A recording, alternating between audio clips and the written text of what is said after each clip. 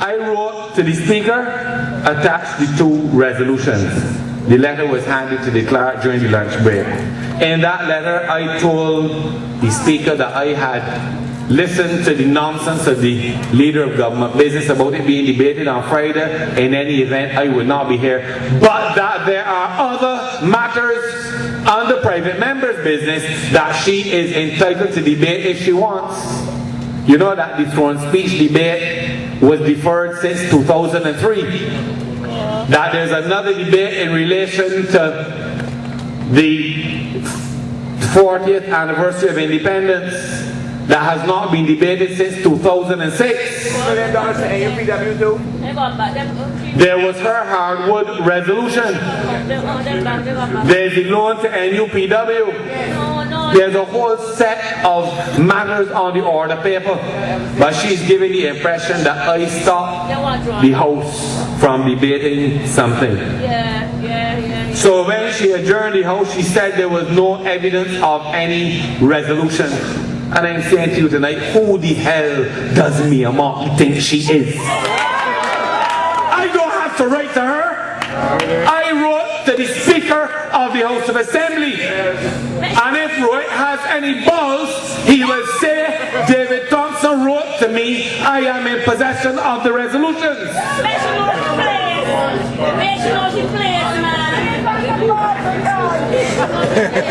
But he wants to end his career without any excitement. But I can make sure that he goes out with a bang.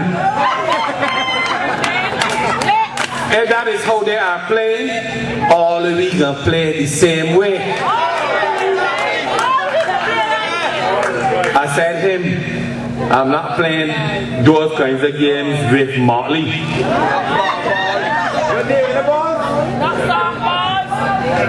I don't have to write to her as leader of the House. She's leader of government business. I am leader of the opposition. I submitted a resolution, and the clerk wrote to me on Wednesday and said that the Speaker was amending my resolution. I wrote back and said, why? And on Friday at 2 o'clock,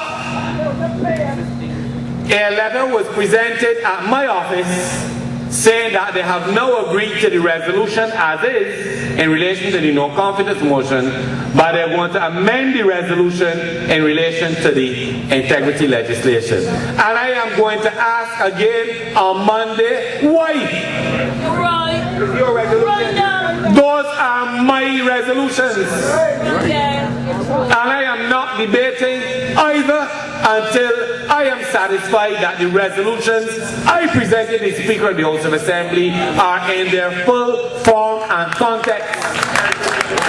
So this idea that I was keeping back somebody and there's no evidence, I don't have to give Motley any evidence of anything. She cannot plan for me, and the idea that she's setting down dates for me to debate something, I will debate the no confidence motion when I am good and ready to do so.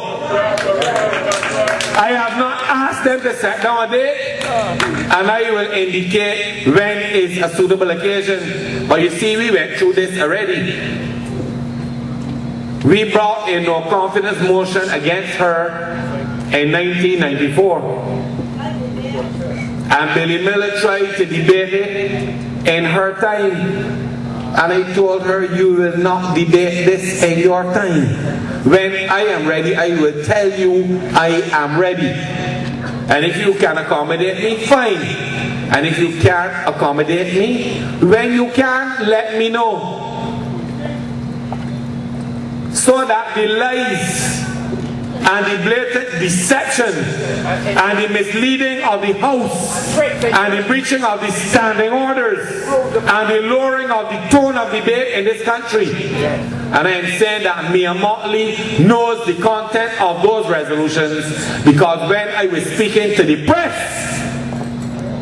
a reporter told me that she was in the office of the speaker reading through my resolution. So I am saying that she willfully got up in the House of Assembly and told lies and misled the House in relation to this issue.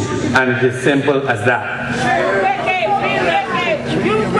So I told her once in the debate and the House broke out, it wasn't my fault. She started it, that she ain't gonna bite me up. And I making that abundantly clear. We are not wild boys. The Barbados Labour Party likes to give the impression that we are. And I understand that when that press conference finished the other night in relation to the cost of living, that the Prime Minister came out, I don't know what kind of stupor he was in, but the press was able to extrapolate from what he said that he was advising Barbadians that if you can't live with the price of goods in supermarket, grow sweet potatoes. And he said 1 potato, 2 potato, 3 potato, 4. I growing sweet potatoes, so I don't go to the store no more. 1 potato, 2 potato, 3 potato, 4. I growing sweet potatoes, so don't complain no more. And the media in Barbados interpreted that speech by him to mean that the people of this country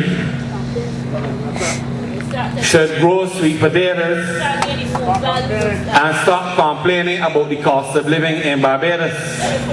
So all of that pandering that you saw a couple of days before with Maskell and Eastman and Motley, look, the Prime Minister has written them off. He has told them, don't worry, these people complaining too much. All they got to do is grow sweet potatoes. This idea of the cost of living being an issue, it is not an issue for Owen Arthur. Because the people who finance the Barbados Labour Party have already compromised him as Minister of Finance in this country. And therefore he is not in a position, and he has made it abundantly clear to you, to deal with the cost of living in Barbados.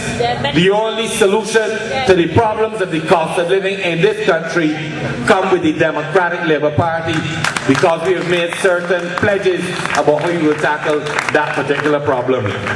So I am happy to be here tonight speaking after a stellar former Representative Branford Tate, an outstanding gentleman who's made a contribution to this country in several areas second to none.